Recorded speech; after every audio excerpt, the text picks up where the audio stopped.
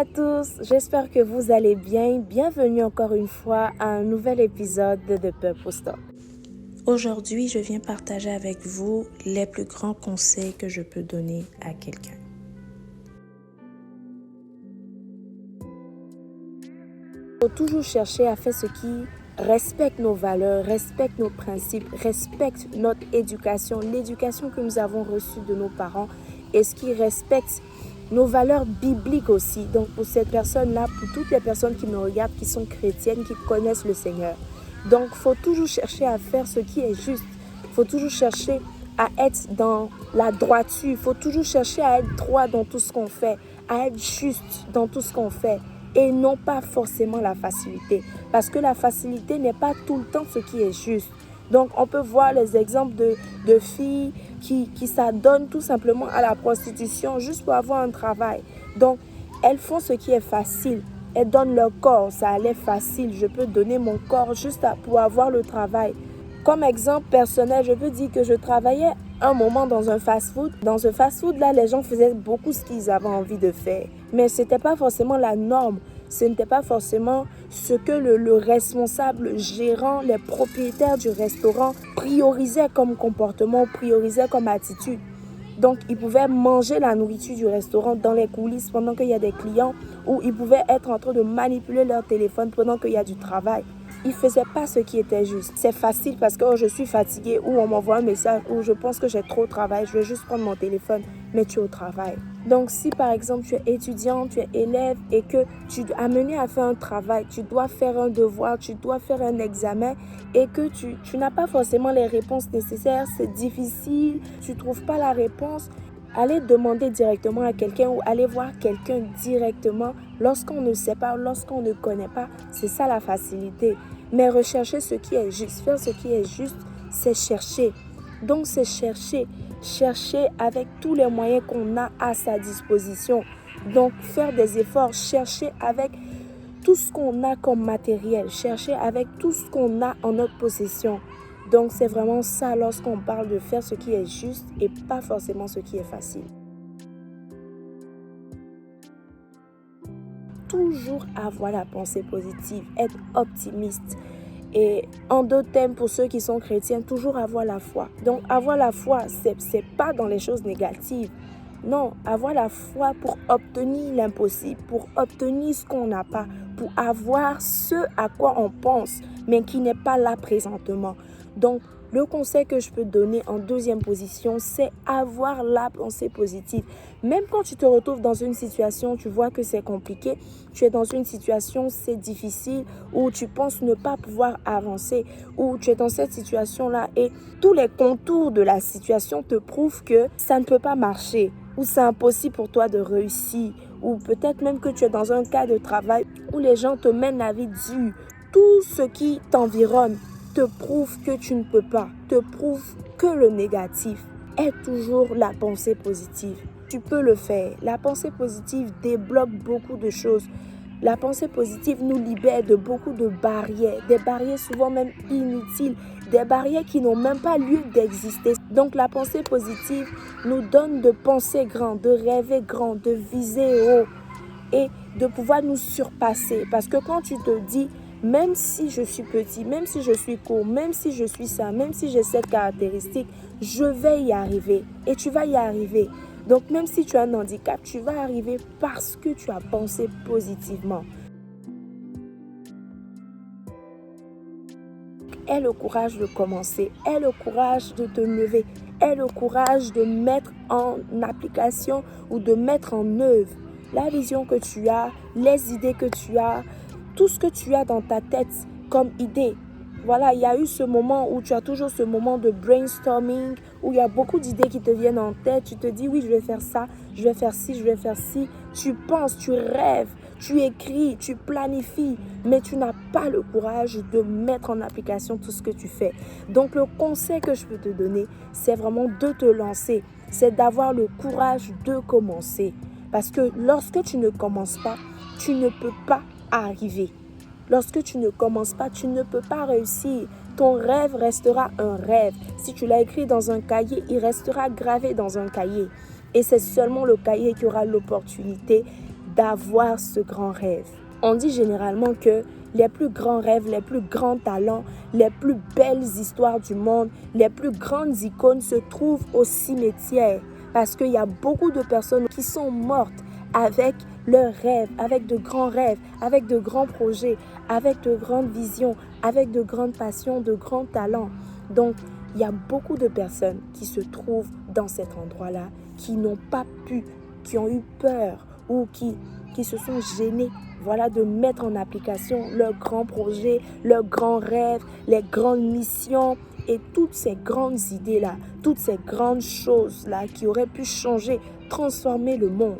Je te donne ce conseil-là de commencer. Voilà, j'ai parlé plusieurs fois de mon commencement de Purpose Talk ici et ça n'a pas été évident. Je n'allais pas commencer. C'était pas dans mes projets. Je suis pas youtubeuse dans le sang. Je suis pas née avec l'éloquence. Donc, c'était pas pour moi, tout simplement. Donc, du coup, vous le savez, j'ai plusieurs fois parlé de cette histoire ici et ça n'a pas été évident. Mais j'ai pris mon courage à deux mains parce que je me suis dit, si je ne le fais pas maintenant, je ne vais pas le faire. Vous savez, c'est très important les relations. C'est très important les relations humaines. Si tu minimises, si tu méprises les gens, tu vas avoir en retour le même mépris que tu donnes aux gens. Si tu ne respectes pas tes relations, personne ne va te respecter. Si tu ne sais pas accorder de l'importance aux gens qui t'entourent, personne ne t'accordera de l'importance. Si tu ne sais pas respecter les gens, si tu ne sais pas apprécier les autres, personne ne va t'apprécier. Il y a des gens, c'est difficile pour eux d'apprécier leurs proches. Oh, aujourd'hui tu es belle, tu as une belle robe, tu es bien vêtue aujourd'hui. J'aime tes cheveux, j'aime ta coiffure, j'aime ton maquillage, j'aime ci, j'aime ça. Ils ne savent pas apprécier. Personne ne va t'apprécier. Si tu es méchant avec les gens, si tu n'aimes pas les gens, personne ne va t'aimer. Il faut savoir respecter les relations qu'on a. Il faut savoir respecter les gens qu'on a autour de nous. Ne pas prendre les gens pour acquis.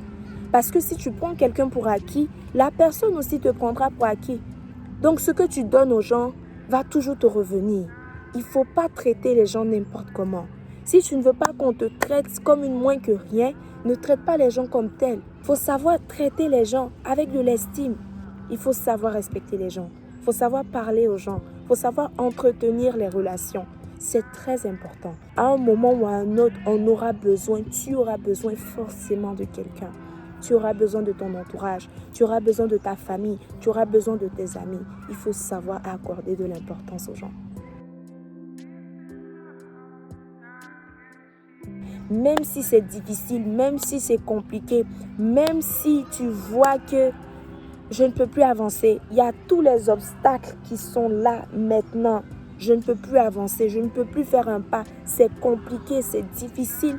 Continue, n'abandonne pas. Que ce soit dans tes études, c'est difficile. Non, je vais arrêter les études, je vais abandonner.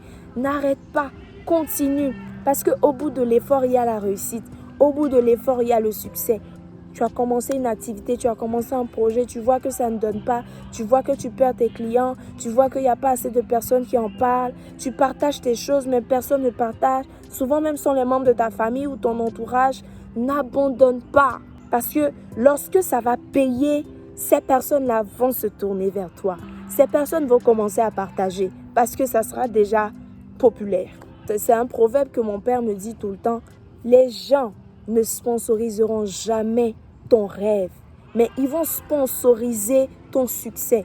Si tu as commencé quelque chose dans ton mariage, tu vas abandonner parce qu'il y a des difficultés, tu vas abandonner l'éducation de tes enfants, tu vas abandonner un rêve, tu vas abandonner quel que soit ce que tu as commencé, quel que soit ce que tu as entrepris, n'abandonne jamais.